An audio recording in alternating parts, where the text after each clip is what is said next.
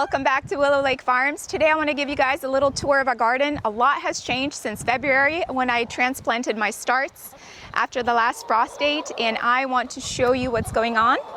It has been a successful season thus far, and there's a few things that we did. I'm being pecked. A few things that we did that made it so successful, and I want to share those with you today. But first, let's take a look. Come on in, guys. If you guys remember, we put bare root strawberries into this green stalk back in February, and we transplanted the ones that my chickens had gotten into this first one and third one after we fed it some fish emulsion to make sure it thrived. And the strawberries, if you look at the amount of berries we have ready to harvest, it is abundant. They are phenomenal. They are healthy, juicy, and they are clean. Definitely take up a lot of less space. If I would have planted these in my garden beds, it would take up 2 of my beds. But if you could see, the vertical gardening technique saves a lot of space, and they're so easy to grow. You just water them from up top, and they absolutely love it. And I love picking them and eating them.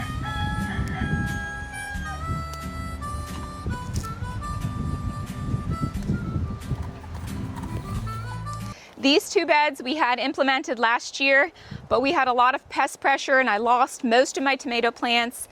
Then we had the cabbage just fully eaten apart by the cabbage moths. This year, we also implemented a fence because the chickens got to the rest of the food and they thought that I planted all the veggies for them. They enjoyed them. This year, we want to enjoy some too. So we put up the fence. These 2 beds were existing and I cleaned them up early in February.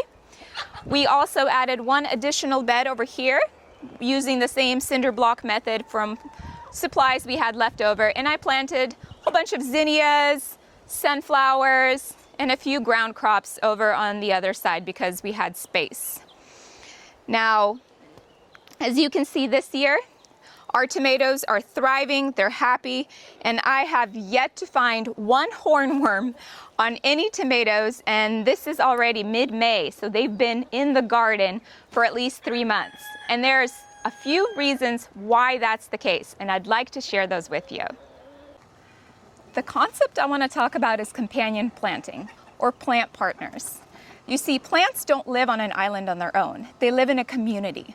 If you have a monocrop system where you have 1 plant going all the way across the bed, it is easy for pest pressure to come in and just wipe out the whole crop.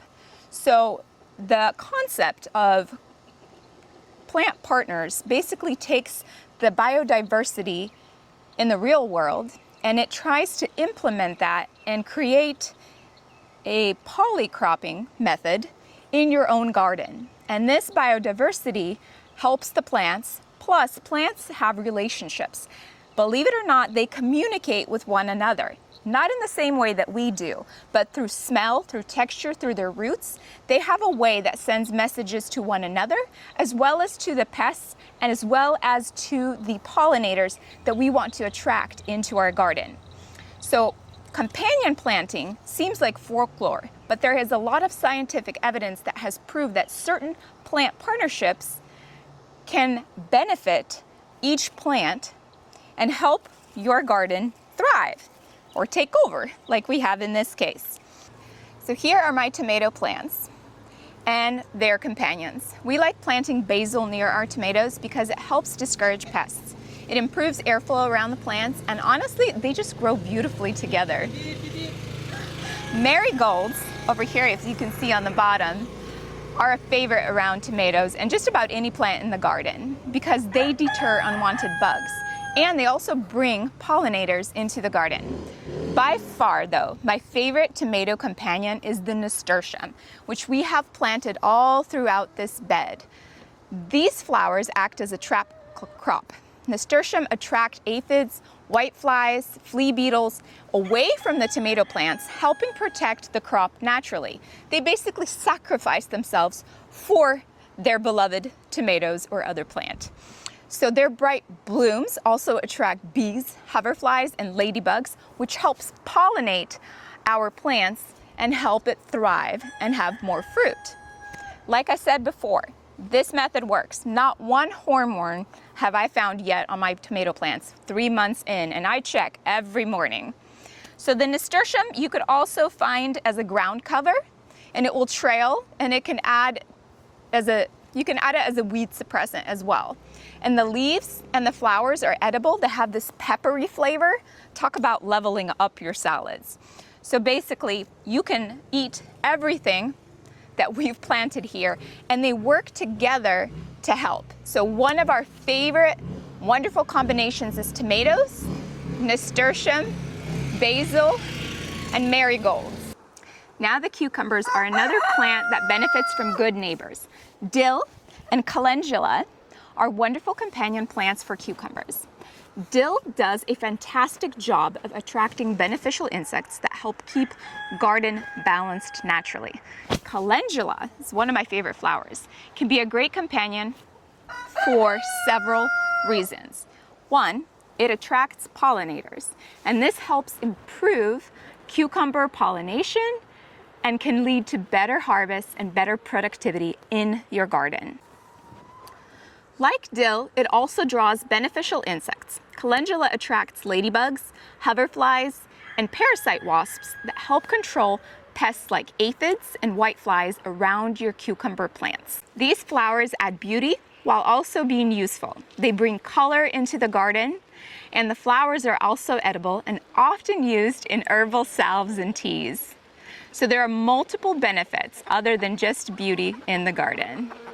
You should plant calendula or dill amongst the edges of your cucumber plants, and they will benefit them for sure.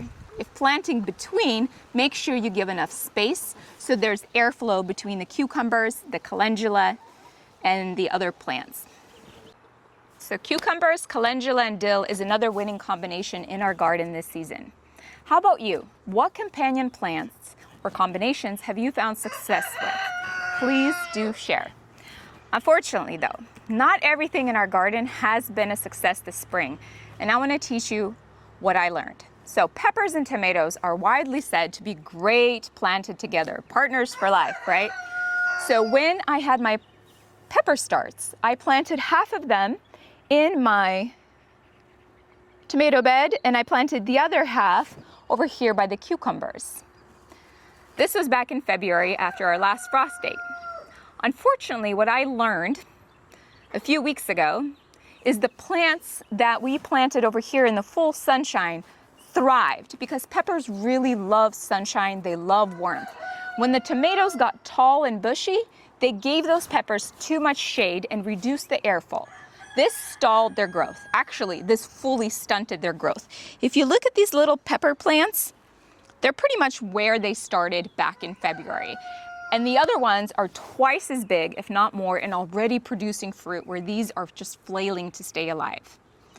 So what I did is I took the peppers out of the tomato bed a week ago, and I transplanted them here amongst all of our dill and our coriander, our parsley and cilantro, and they have not grown any in terms of height, but I could see new leafy growth on these little tiny plants. So I have hope with enough sunshine and enough water, they will take those nutrients in from the soil and they will begin to grow. Now they probably will not be as productive as the original ones that I planted in the sunshine, but this is a lesson to learn. Not every combination or plant family that you see out there on the internet works. Gardening is a lot of trial and error. So make sure that you try several different things to see what works best in your garden, in your climate zone, in your growing conditions. For us, I'll keep tabs on my peppers and see how they do. Let's talk about some other wonderful companion combinations that you can include in your garden. The classic trio, or the three sisters, is corn, beans, and squash. Corn, as everybody knows, feeds on a lot of the nitrogen, while beans can use the corn stalks to climb up, but it also feeds nitrogen back into the soil, helping feed the corn in the meantime. Squash shades the soil, thus reducing the weed pressure in your garden bed. It's a winning combination that's been practiced for many, many years. Another one is lettuce, carrots, radishes, and cucumbers. Now, carrots and radishes are root vegetables, so they won't compete for the same nutrients as lettuce because the roots will dig down deep. While they dig deeper to find their nutrients, they loosen the soil, and the lettuce, being shallow-rooted, feeds on the top. And cucumbers offer shade for the lettuce that the lettuce loves and thrives in. Some great herbs that you also want to tuck in throughout your garden include basil, dill, chamomile, calendula, rosemary, and mint. But be careful with the mint because it spreads like wildfire, so make sure you put your mint in containers. Some wonderful flowers that you definitely want to implement are marigolds. They are the gold of the garden. Nasturtiums, calendula, zinnias, and sunflowers because they all attract those pollinators to help pollinate your plants. If you're brand new to gardening and all of this just seems extremely overwhelming, then just focus on some basic things to start. 4 things. So 1, pair deep roots with shallow roots, like the lettuce and carrot example.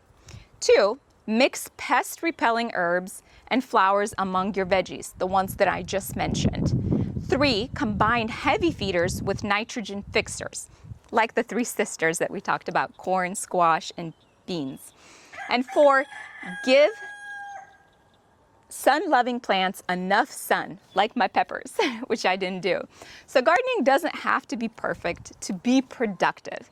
Some years are messy, especially in the beginning, and some lessons are very hard-earned, but there's something so rewarding about growing food for your family and watching these little itty-bitty seeds that you get at the supermarket in those packets turn into something beautiful and nutritious, something you can collect, harvest, bring inside, and give to your family. And that is so rewarding. It is worth every effort and every fail.